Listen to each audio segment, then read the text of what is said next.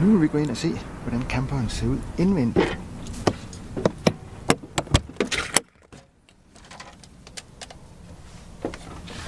Først man ser inde til højre, når man går inden for døren, det er panelet til at styre eller følge solpanelerne.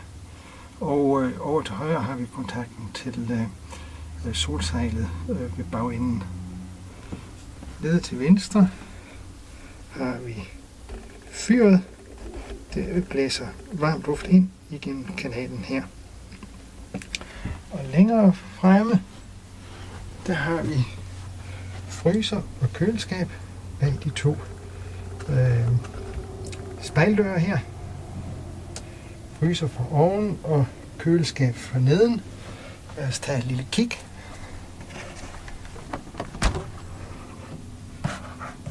Fryseren. Og køleskabet.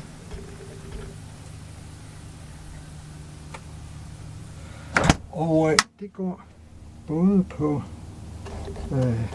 gas og el, og det er så vist indrettet, at den finder automatisk selv ud af, hvorfor en energiform det skal have. Det vel er det mest hensigtsmæssige. Lige nu er det på en campingplads, så vi se, at den står på auto til venstre for oven, og står den på AC, altså på strøm. Og når vi kører, står den på gas. Oppe i loftet har vi en fantastisk ventilator. Fantastic Fan hedder den på amerikansk. Det er dens firmanavn, og der er både regnsensor og termostat, og den kan trække frisk luft ind, og den kan suge gammel luft ud, og er meget avanceret. Ned til venstre ved døren, der er en ildslukker, og den sorte firkant, der er i nederste del af døren, det er et gardin, der kan fjernes, så at man har direkte udsyn igennem vognen, gennem bakspejlet i bilen. Og der er en fluedør, det er sådan set en dobbeltdør, der kan skilles ad, så at man kan have åbent ud til, og så alligevel have lukket med fluenet, og når man har det, så skruer man det herfra, så er der lukket helt. Herinde har vi toiletrummet, det er en skydedør,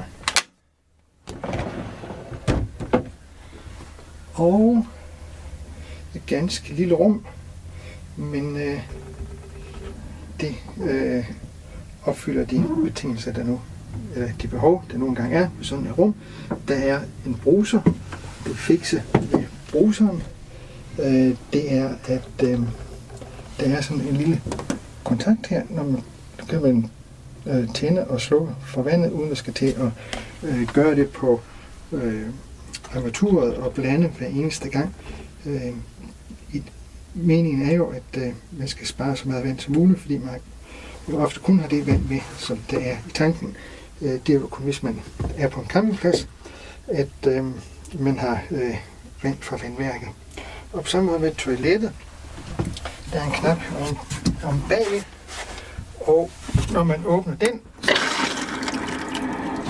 så fylder man noget vand i toilettet, og hvis man trækker den, åbner det.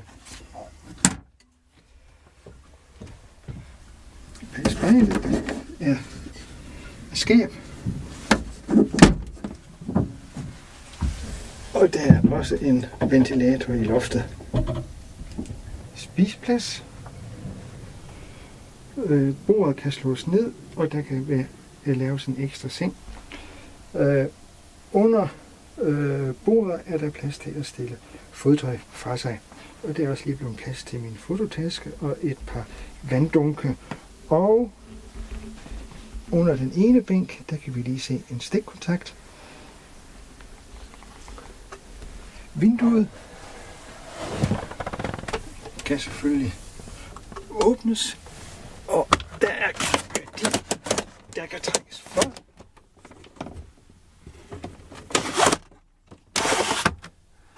Og der er også et myggenet, der kan trækkes ned, hvis det skulle være.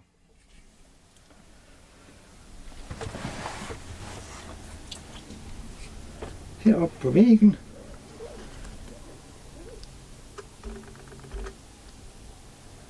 her har vi et ur og termostaten og kontakten til varmeapparatet, en højttaler, ligesom der også er en højttaler i hjørnet herover.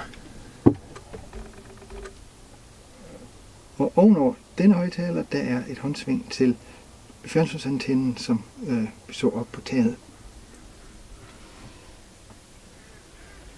Sovekammeret, som jo er den del, der er over førerhuset, med garderobeskabe. Og lige sådan her.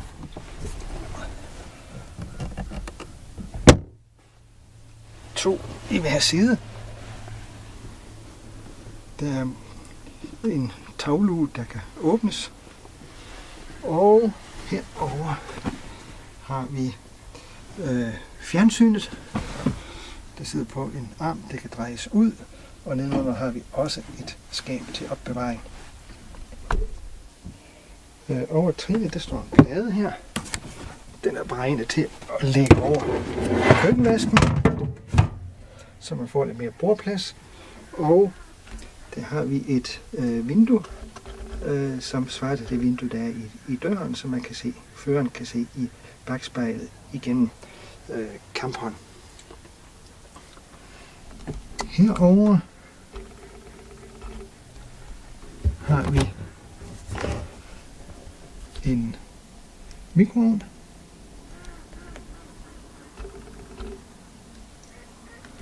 og køkkenskabe og emhætte, og over emhætten, eller på emhættens forside, der er der forskellige kontrollamper. Der er blandt andet en lampe, der viser, hvordan tankene har det. Tanken, de to lys til venstre, fortæller om, hvor meget spildevand der er i toilettanken. Nummer 2 række fortæller, at spildevandstanken er fuld. Nummer 3 række fortæller, at tanken med friskvand er fuld, og den sidste række fortæller, at batteriet er fuldt opladet.